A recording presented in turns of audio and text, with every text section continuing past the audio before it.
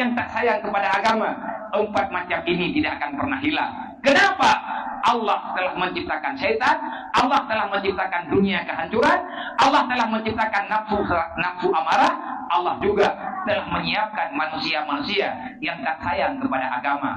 Masalah warna hitam yang nalangla, dia akan berubah kalau banyak air putihnya. Politik yang dalam nanggro uronyo, god politiknya kepuhan, tergantung siapa yang lebih mendominasi. Menyerame ulang god akan god, menyerame ada bro, maka yang lagi yang bro. Menyerang pegak politik itu kotor. Saya tidak percaya. Kenapa? Karena bak masa Rasulullah telah mengajari semuanya. Bak masa sahabat kalau itu pernah watanya. Bak masa ulama awal kitab-kitab bekarang tentang peradaban, penyelamatan Islam yang sesuai dengan politik tata negara yang ada. Dum kitab yang sekarang oleh ulama. Contohnya kitab yang kebunan siasat wa ahkamiha.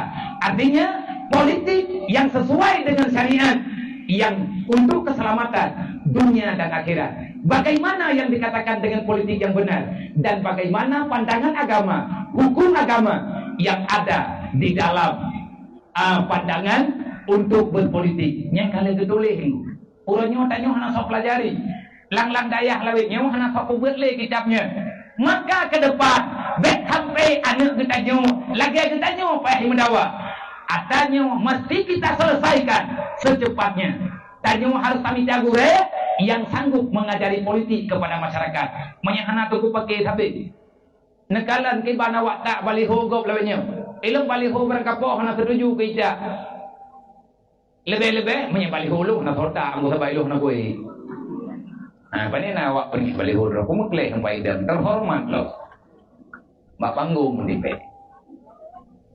Tapi hukumnya jadi kue gubernur ini punya sih.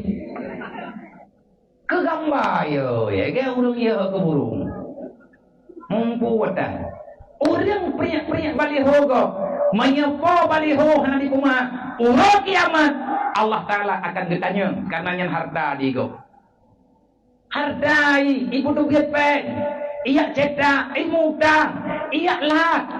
Alai pinagara nanggro kay pidi, nanggro kay utipe, so yang nya jet patha baliho. Artinya alat peraga pemilu silahkan. Tak bedah tanyo yang hana setuju, tayak tak baliho go, tayak priyak baliho go. Manya hana dipidi lepo. Uro kiamat tamun roka syaram doah be karena drone kan lele harta go. Drone kasap, drone dalik. Maka siapapun kita tidak ingin masuk neraka. Jangan karena politik sekarang akhirnya kita hancur pada hari kiamat. Kalau dan menang urusan Allah, tuzilu man tasya wa tu'izzu man tasya. Kipan hana dalam Al-Quran. Nah udah pegah tunggu be nak meme ayat asai ka pemilu kan ayat. Hai gampang ai, kajak kena ku buat nak Quran. Ngi ka tentang doa.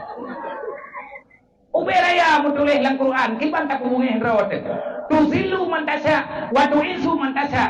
Tugas kita berusaha menang dan kalah urusan Allah. Allah sudah tahu siapa pemimpinnya. Allah sudah tahu siapa yang menang, siapa yang kalah. Masalah kalau menang yang kan sabah urusannya hayatah.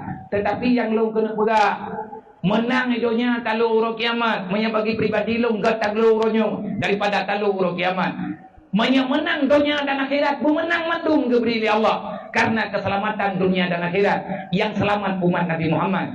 Kalau dunia menang urut kiamat, lebih god kalau urutnya. Yang penting menang waktu itu siratal mustaqim. Sukses dan tidak seorang manusia. Sukses tidaknya kita hamba Allah. Sukses setidaknya seorang keturunan Adam dalam dunia. Jawabannya bukan sekarang.